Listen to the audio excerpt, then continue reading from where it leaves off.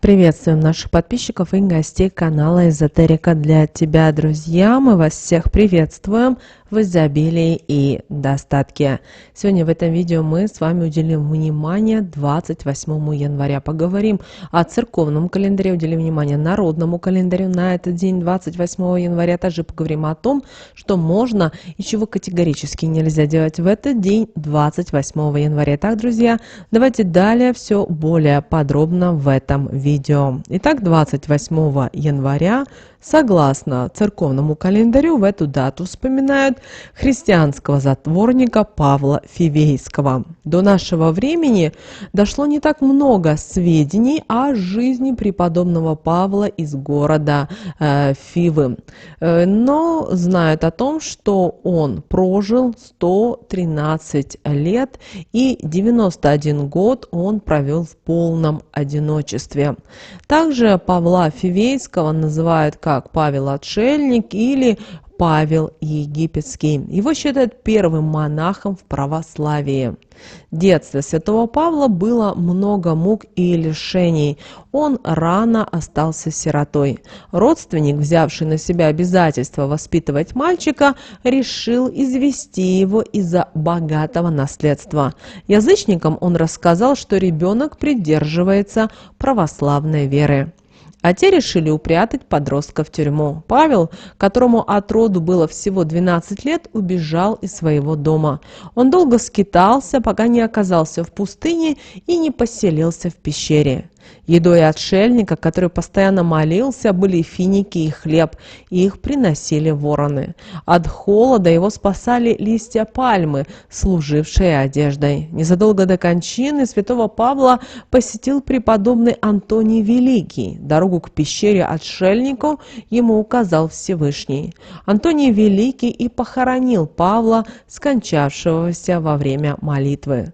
Преподобный не построил ни одного монастыря, но после его смерти в пустыне, где он провел почти всю свою жизнь, появилось множество обителей. Намоленное место тянуло людей словно магнит. Перед иконой святого Павла просят об избавлении от болезней, сглаза, порчи, искушений, которые подстерегают на каждом шагу. К святому Павлу обращаются за помощью, когда родственники или знакомые попадают в разные секции. А в народе 28 января отмечали День Павла или Павлов день. Также в народе этот день получил недобрую славу и был назван как Днем колдуна. Считалось, что 28 января представители разной нечисти передавали своим адептам темное искусство, которое те должны были испытать на простых людях. Наши предки в этот день не ходили в лес, иначе там можно было встретить нечисть. И чем эта встреча закончится, знал только, наверное, Всевышний. Павлов день следует остерегаться порчи из глаза, а также предпринимать меры по своей защите, например, молиться. Но до наших времен дошли и языческие способы, например, плевать через левое плечо или стучать по дереву. Все, что сегодня будет потеряно, уже никогда не будет обретено вновь. В этот день нельзя принимать вещи из рук незнакомых людей и подбирать предметы на улице. Никому нельзя сегодня и грубить, иначе можно нажить проблемы со здоровьем.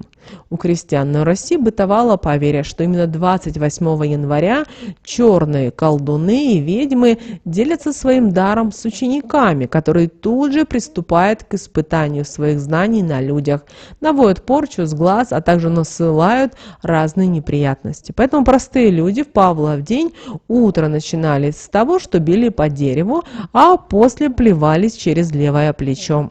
После возвращения с улицы тоже проводили этот ритуал, чтобы ненароком не занести в дом негатив, насланный нечистью во время пребывания за пределами дома.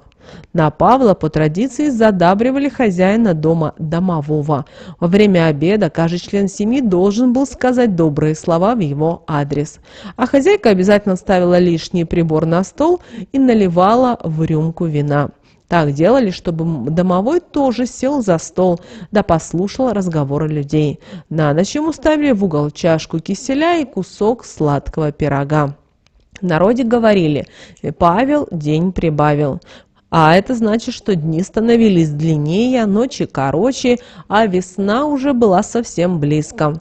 Поэтому в народном календаре 28 января еще был и перелом зимы. На Руси его называли днем ведунов и несчастливой датой. Кроме того, считалось, что колдуны передавали свои способности ученикам, как мы сказали уже ранее. Поэтому простые люди остерегались порчи, которую могли наслать ведуны. Ведуны Древней Руси это были гадатели, пророки, знахари, предсказатели, ведающие прошлое, будущее и настоящее. Еще их называли волхвы или вещуны. Ведуны приносили жертвы богам, составляли календари, обладали таинственными знаниями, то есть ведами, даром предвидения, хранили в памяти стародавние мифы, предания и историю племен. Известны волхвы облакопрогонители, которые предсказывали и своим магическим действием создавали нужную людям погоду. Существовали и волхвы-целители, лечившие людей с помощью народной медицины. Церковь признавала их врачебные успехи, но считала грехом обращаться за помощью к ним. Были и волхвы-хранители, изготавливающие разные изображения богов и амулеты-обереги. Кроме ведунов-мужчин существовали и женщины-ведуньи от древнеславянского слова со значением «знать», «ведать» и «колдовать». На Павла наши предки проводили обряды, ритуалы, читали магические слова, которые защищали бы от темной силы и злых людей. А мы вам предлагаем в этот день, 28 января, провести ритуал от колдовства и магического воздействия. 28 января необходимо сломать с дерева, растущего рядом с храмом, небольшую веточку. Дома ее положить на блюдо и зажечь свечу, купленную накануне в церкви. Воском, капающим с нее, покрыть полностью ветку. Когда воск затвердеет, взять веточку и прочитать над ней такие магические слова. «Деревце церковное мне веточку давала, от нечисти защищала, мне помогала, чтобы никто злой на меня не нападал, чтобы горести в жизни мою не добавлял. Аминь». После этого веточку нужно было положить у икон. Больше ничто и никто не сможет навести порчу или сглаз. По народным приметам плохо сегодня было завидовать достижениям других людей. Это могло привести к проблемам в самых разных сферах жизни. А вот если искренне порадоваться чужим успехам, вскоре вы сами можете получить то же самое или даже намного лучшее. Если же хвастаться своими делами, можно было спугнуть удачу. Также наши предки верили, что потерянное в этот день уже не вернуть. Это касалось не только вещей, но и отношений, любви, дружбы, доверия, а также работы, денег и так далее. Наши предки обращали внимание и на народные приметы касательно погоды на 28 января. Итак, ветреная погода 28 января сулила сырой год. Звездная ночь к хорошему урожаю льна. Звезды сильно блестят к морозу, тусклые к теплу. Тучи с севера к холодам. Снежный буран днем, крепкому морозу ночью. Узоры на окнах в виде ржаных колосьев вниз завитками хорошему урожаю. Звезды с неба сыпятся к холодам. Снегири защебетали к перемене погоды. Воробьи на деревьях сидят и не чирикают, это к снегу. Вороны каркают, коттепели запрятались к похолоданию. Также по погоде именно 28 января смотрели, каким будет лето. Если ясно, значит лето будет жаркое и сухое. Если в этот день осадки, то значит лето будет дождливое. Ну а если в этот день ветрено, значит холодное лето. Идеальный вариант – пасмурная и спокойная погода. Люди, которые появились на свет 28 января, принято было в колыбельку класть пучок льна. Ну а чтобы весь год не знать печали и забот, родители одевались сами и рядили малыша в льняные одежды. А в качестве талисмана человеку, которому родился в Павлов день, следовало носить малахит и берил. Также обращаем ваше внимание, такая простейшая вещь, как миниатюрный брелок-фонарик, не только может помочь вам в нужный момент, но и способна, как ни странно, принести своему обладателю удачу.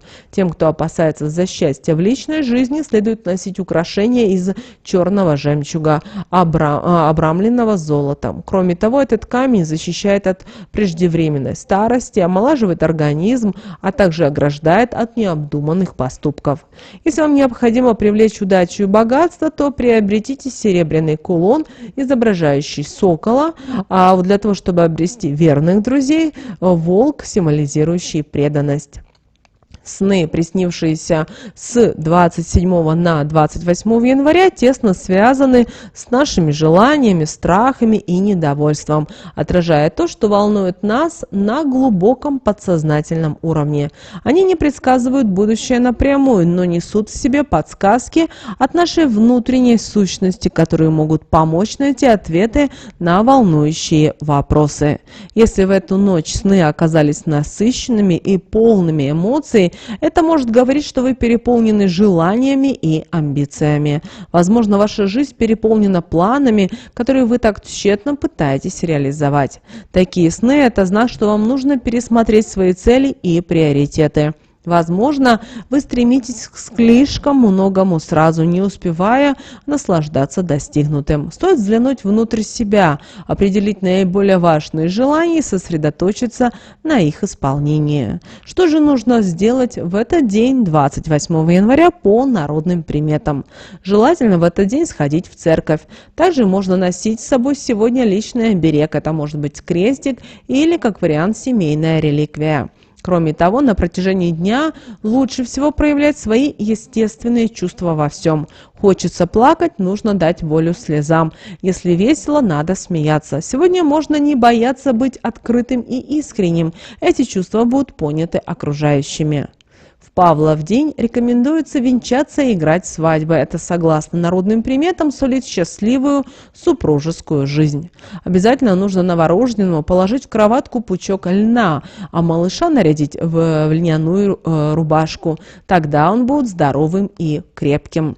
Сегодняшний именинник целый день должен ходить в рубашке из льна, и тогда в течение года он будет счастливым и здоровым. Теперь давайте поговорим о том, что же нельзя было делать 28 января по народным приметам, традициям и суевериям. Ну а чтобы не навлечь на себя болезни, нельзя сегодня было вступать с кем-либо в перебранку. Дело в том, что Павлов день по народным поверьям считается днем колдунов и незнакомцев. Провоцирующим на конфликт может быть человек, который связан с нечистью. Делает это он для того, чтобы забрать у разозлившегося всю его энергию. Нельзя 28 января ругаться в стенах дома. Такое поведение может разозлить домового, и начнет он бить посуду, прятать вещи, а также запирать двери и выключать свет. Маленького хозяина в Павла день нужно хвалить и ублажать, поставить ему рюмочку вина и не забыть о куске пирога. Не нужно в этот день и завидовать, хотя и в другие дни это чувство не приветствуется. Однако именно 28 января зависть может стать причиной последующих проблем в семье, со второй половинкой и неприятностей на работе. Не разрешается в этот день уклоняться от уборки, иначе можно душу замарать, что спровоцирует тоску, печаль и депрессию. Но чтобы этого не произошло, в Павлов день надо навести порядок во всем доме. Важный момент: генеральную уборку необходимо делать всей семьей. По народным поверьям нельзя сегодня быть в грязной одежде или обуви. Нечистая сила может к себе забрать, поэтому в этот день обувь надо начистить, а вещи отстирать и нагладить. Если же пачкания не получилось избежать, следует, во-первых, привести себя в порядок, а во-вторых, сплюнуть через левое плечо.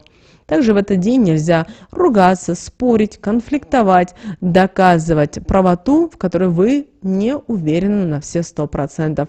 И вообще стараться в этот день вести себя как можно тише и спокойнее, потому что все-таки наши предки не зря назвали этот день днем колдунов.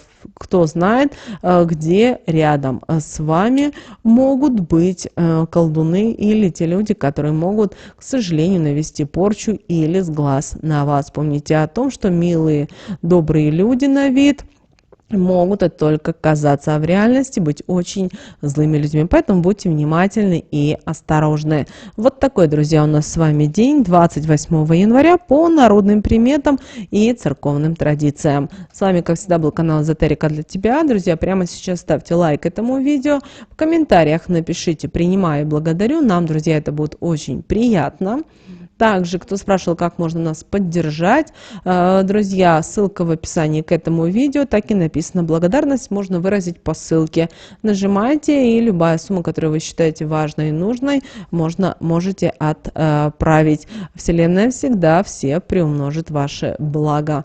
Ну а прямо сейчас на экране вы видите два всплывающих окна. Друзья, это следующие рекомендованные видео для вас. Нажимайте на то видео, которое вам на интуитивном уровне понравилось больше, и смотрите. Всех вам мыслимых и немыслимых благ. Услышимся в следующем видео.